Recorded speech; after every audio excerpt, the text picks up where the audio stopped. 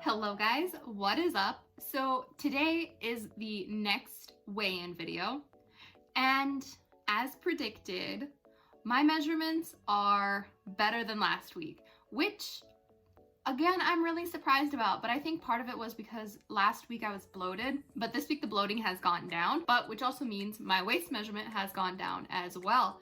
So I am down to 33 inches compared to when I first measured myself at 34, which was 2 weeks ago. Now, I'm really excited about this kind of result. I was not expecting my measurements to go down until I hit like the 3-week mark, but the results that I've had within the 2 weeks, I'm not complaining. Now, as I said before, I do believe that part of this is because of the workouts that I have been doing. I've been really focusing a lot on my core because it's something that I neglected to do last time. For a long time, I neglected my abs and my waist.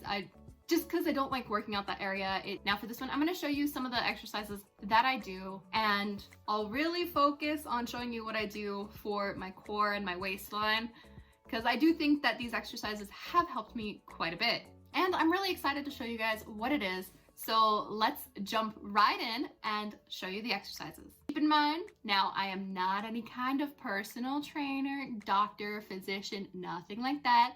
This is just my personal opinion and my personal experience with some of the exercises that I've been doing.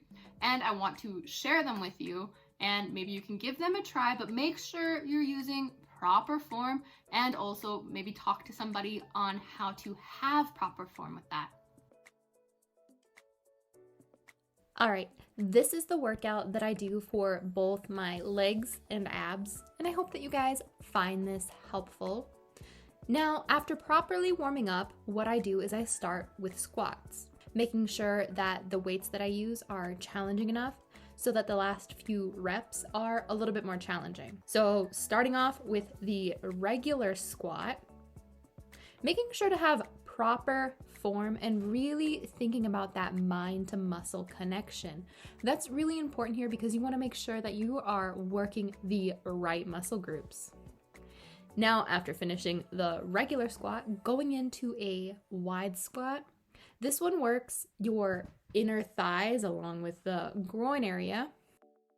And let me tell you, this squat is seriously challenging, especially with those heavy weights. Again, really thinking about that mind to muscle connection, feeling and envisioning the muscles that I am moving for this squat. When you're doing this on your own, make sure that it is not painful. If it becomes painful, then stop what you're doing and give yourself a rest and maybe switch to a different move. You do not want to feel pain. You just want to feel tired. Now, after finishing the squats, I go into lunges, and as you can see by my face, I am already very challenged. Nice face, Maddie. But lunges are really great for the front of your leg and also the glutes. You can really see at the end of the lunges here that I'm struggling, but still trying to maintain proper form. Keeping proper form is key here, people. Once finishing the front lunges, go into side lunges and 12 reps, repeating that 3 times for each leg. Now, this one is really great for the sides of your thighs. Now, with the side lunges, I do this in a superset with calf raises. And I find this to be pretty challenging, but this is what works best for me. And I've noticed that after having it in a superset, it has worked wonders for me. Now for abs, what I do is just a little warm up, getting the sides nice and ready for the exercise that I'm about to do. Now for the workout for my sides, I use 14-pound weights for each side and making sure that it is a fluent motion from side rises to over the head. You should really feel this in your side using